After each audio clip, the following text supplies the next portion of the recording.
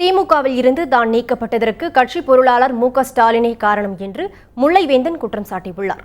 திமுக தருமபுரி தெற்கு மாவட்ட பொறுப்பாளர் பதவியில் இருந்து முல்லைவேந்தனை நிரந்தரமாக நீக்க கட்சியின் பொதுச் செயலாளர் அன்பழகன் நேற்று உத்தரவிட்டிருந்தார். இதுகுறித்து தருமபுரியில் செய்தியாளர்களிடம் பேசிய முல்லைவேந்தன், திமுகவில் பல ஆண்டுகளாக உண்மையாக பணியாற்றி வரும் தொண்டர்கள் மற்றும் மேல்மட்ட தலைவர்கள் புறக்கணிக்கப்படுவதாக தெரிவித்தார். திமுக பொருளாளர் மு.க.ஸ்டாலின் தன்னிச்சையாக செயல்படுவதாகவும் கட்சியில் தனக்கு பிடிக்காதவர்களை நீக்கும் போக்கு அதிகரித்து வருவதாகவும் அவர் குற்றம் சாட்டியுள்ளார். ஒரு சிலர் சேர்த்துக் கொள்ளப்பட்டிருக்கிறார். நாங்கள் என்ன குற்றம் செய்தோம், ஏன் நீக்கி இருக்கிறீர்கள் என்பதற்கான காரணத்தை கேட்ட காரணத்தால் தலைமைக்கு எதிராக கருத்து சொன்னார் என்று என்னை நீக்கியிருக்கிறார்கள். என்னை நீக்கப்பட்டது பற்றி எனக்கு கவலை இல்லை.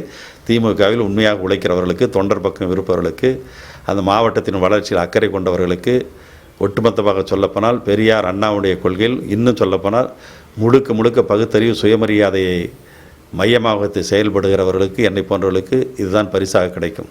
அந்த பரிசை தான் ஸ்டாலின் கொடுத்திருக்கிறார்.